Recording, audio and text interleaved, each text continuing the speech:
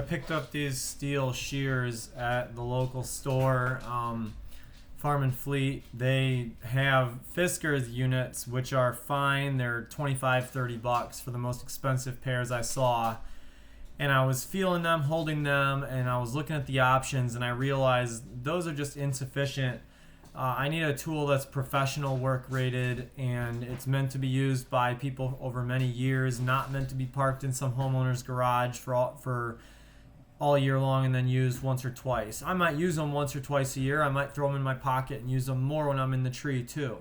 But they're very compact. They have a great grip on them, and I love them. This customer just wanted me to basically train the tree away from that sidewalk a little bit. I told him it was going to be some time, but the tree would probably go higher and that it wouldn't be in the sidewalk after some years. But he said he felt like it was going to infringe in a couple of years, and so we just wanted to stay ahead of the game on it.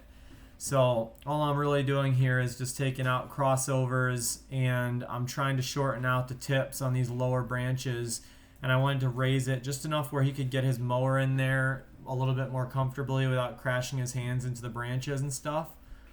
So you can just watch me do this. It doesn't look like anything, but each one of these little branches has to be cut off at the spot where it branches off. If you don't cut it right there, then it causes dieback in the branches and can ultimately kill the tree. And it looks really horrible too to have a bunch of cut off stubs on there. When pruning it this way, it gives it a pretty natural appearance. You don't want it to look kinky, so you have to watch out because you'll put kinks if you cut it at a weird crotch area, but sometimes it can't be avoided with pruning. It's still the correct method. So I'm going up inside the tree here now. I'm clearing out all the branches that are basically going to get deprived of sunlight. And there's a lot of crossovers up inside this tree. But I would say I only went up to about the halfway point in the tree, maybe a little bit higher. And I didn't really think it was necessary to do a lot more than that. But you can see where these branches are competing.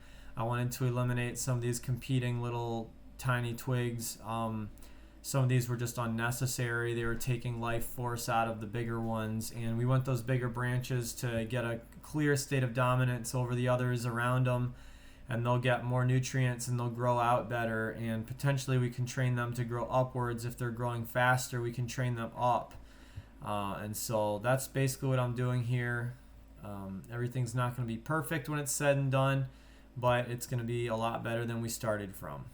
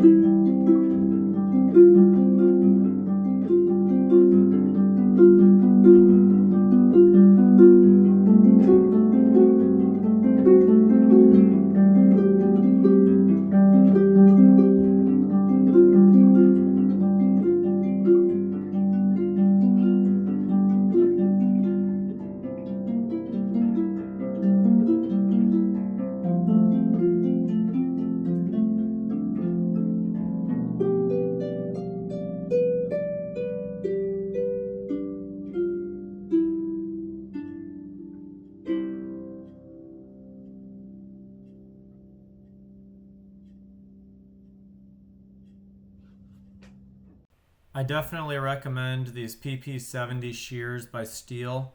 They are very comfortable to hold. They're not too bulky and big. They're not gimmicky. They don't feel like the plastic handles are going to fall off or anything like that. The Fiskars, I felt like those handles were going to break one day if I threw it into the back of the truck or like just randomly fall apart for no reason. And these things aren't constructed like that. They cost me $60. They feel like a professional tool. You're probably not going to use them every day, but if you have them in your pocket, I'm willing to bet you probably use these things a lot more. And just they're really nice to have. A lot of times there's a little twig hanging off something and I need something to cut it. They also don't leave a bad mark. Like if you use a silky saw on something like this, it can cause you trouble because it'll actually leave like a ragged cut. And it's the same thing with a chainsaw. And they have chainsaws with the smaller chain like the Stihl 150, and that doesn't do it quite as much. But they still are pretty ragged. This leaves a very nice clean cut. So you should definitely go buy one if you're in this business and you need to do small prunes like this. Hey!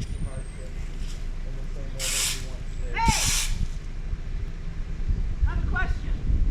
How can I help you? I'm sorry? Do you do apple trees? What do you mean by doing them? Pruning them because it's going into someone else's pool. Yeah, we prune all kinds of trees. And what's your fee? I have to see the tree. No, it's right back here. Okay. Just send a text message to the phone number on the side of the truck and we'll have somebody come out to you. I just need your address texted to that number, okay? I don't see a phone number on It's on the other side there.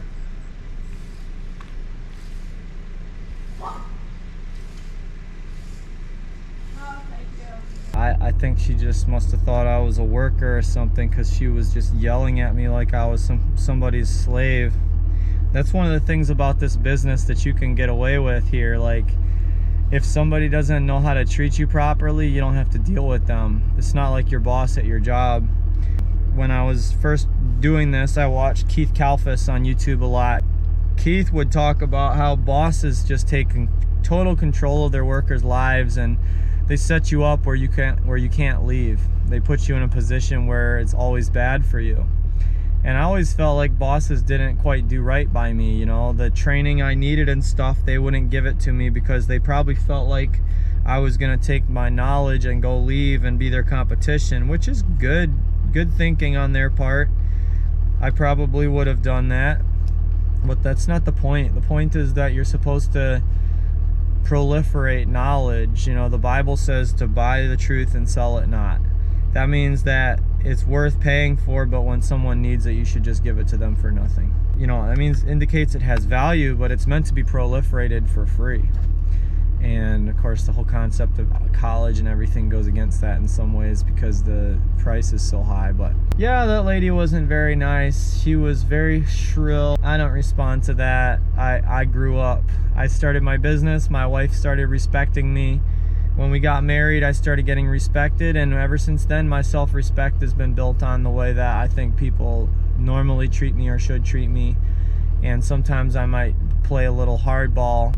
I just deal with people the way that I want to be treated. You know, be direct, be professional, get to the point, and don't leave anything out. I hate when people leave stuff out unspoken. So I just say it, even if somebody probably doesn't feel comfortable to hear it. That helps everyone because we have open communication. But yeah, pruning this tree was a lot of fun. I basically did a bottom half prune on it. It had lots of crossovers. I wanted to eliminate all the crossover branches. I think it looks better with fewer crossovers. There's a little bit more open going through the tree, and we wanted to get it to where it wasn't over the sidewalk quite as much. You could tell like in 3-4 years the thing was going to be all over you when you walk down the sidewalk.